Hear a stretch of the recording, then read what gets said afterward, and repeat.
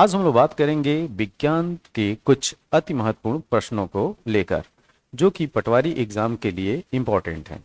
तो हमारे सामने पहला जो प्रश्न है, प्रश्न ये है कि निम्नलिखित में मौलिक भौतिक राशि कौन सी है। मौलिक भौतिक राशि मतलब फंडामेंटल फिजिकल क्वांटिटी। ठीक, तो यहाँ पे चार ऑप्शन है: बल, वेग, विद्युत धारा और कार्य। इस प्रश्न का सही उत्तर है विद्युत धारा। अब इसी के साथ जो अन्य फंडामेंटल क्वांटिटीज या भौतिक राशियां हैं उनको हम लोग देख लेते हैं। लेंथ, जिसकी एसआई यूनिट मीटर होता है, सिंबल एम होता है। तो लेंथ क्या है? फंडामेंटल यूनिट है, फिजिकल यूनिट है। दूसरा है मास, जिसकी एसआई यूनिट किलोग्राम में है, सिंबल केजी। तीसरा टाइम, जिसकी एसआई यूनिट है सेकेंड, सिंबल है एस। चौथा है इलेक्ट्रिक करंट, जिसकी एसआई यूनिट है एम्पियर और सिंबल है ए। पांचवा है टेम्परेचर, तापमान, जिसको केल्विन में मापते हैं, या ये कहें एसआई यूनिट केल्विन है, सिंबल है के। छठा है अमाउंट ऑफ सब्सटेंस, जिसकी एसआई यूनिट मोल है और सिंबल भी मोल है, MOL।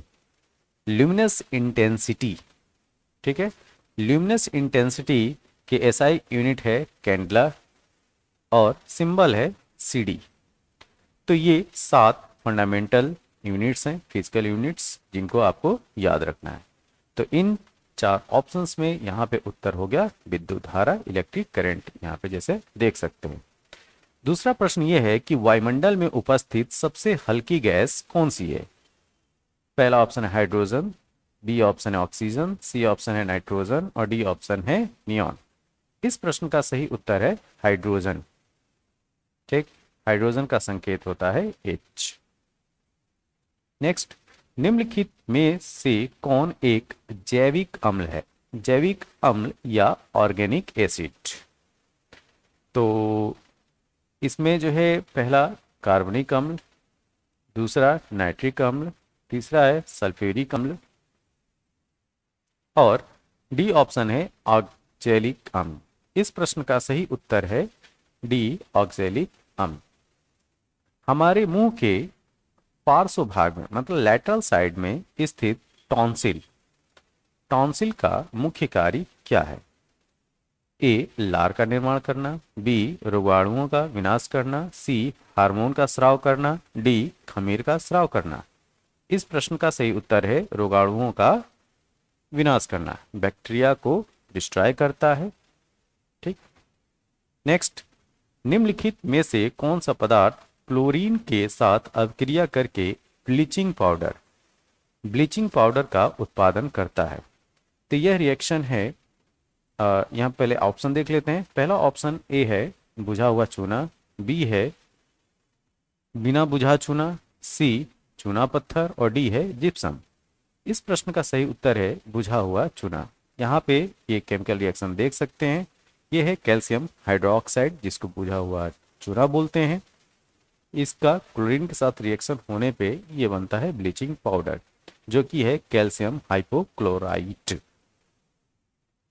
नेक्स्ट क्वेश्चन, निम्नलिखित में से किसकी आयु पता लगाने के लिए रेडियो कार्बन डेटिंग का उपयोग किया जाता है। पहला ऑप्शन है भवनों का, बी ऑप्शन है जीवाश्म का, सी पत्थर का और डी है शिशुओं का। तो इस प्रश्न का सही उत्तर है जीवाश्म का। अब आते हैं नेक्स्ट प्रश्न पे। पशुओं में किसके कारण खुरपका या मुंह पका रोग होता है। पहला ऑप्शन जीवाणु, बी ऑप्शन प्रोटोजोआ, सी विषाणु और डी है कीट। इस प्रश्न का सही उत्तर विषाणु।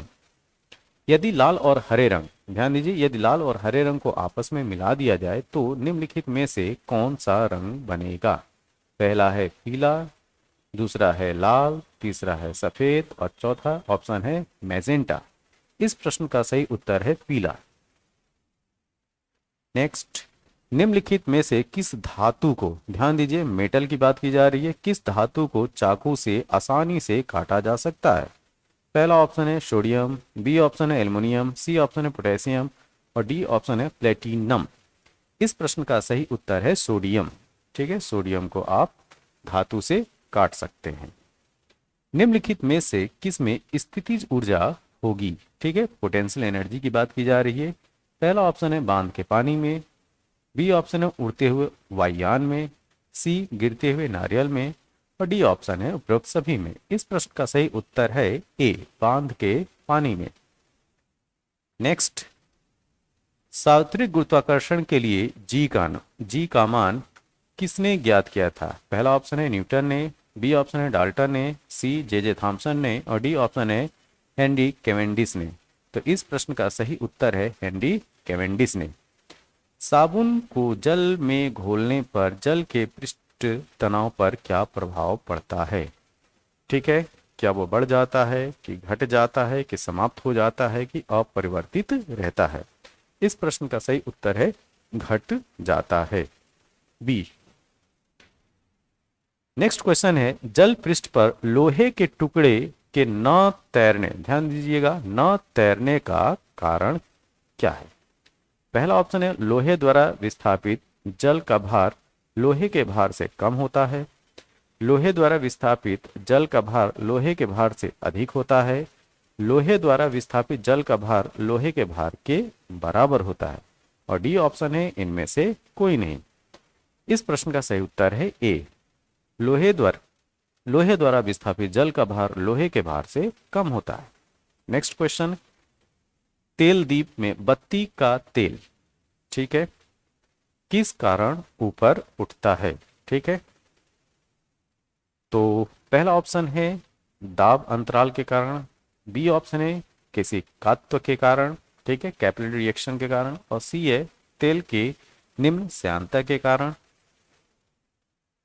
ठीक, और डी ऑप्शन है गुरुत्व बल के कारण।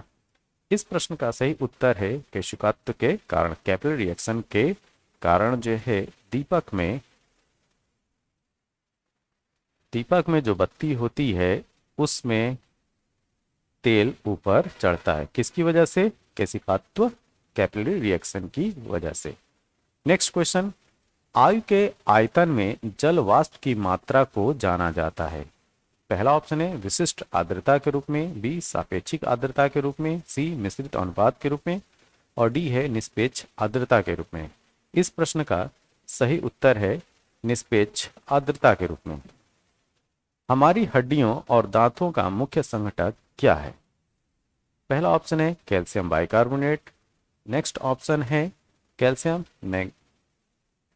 कैल्शियम मैग्नीश कैल्शियम, ये ऑप्शन जो है इसको हटाते हैं, ठीक है।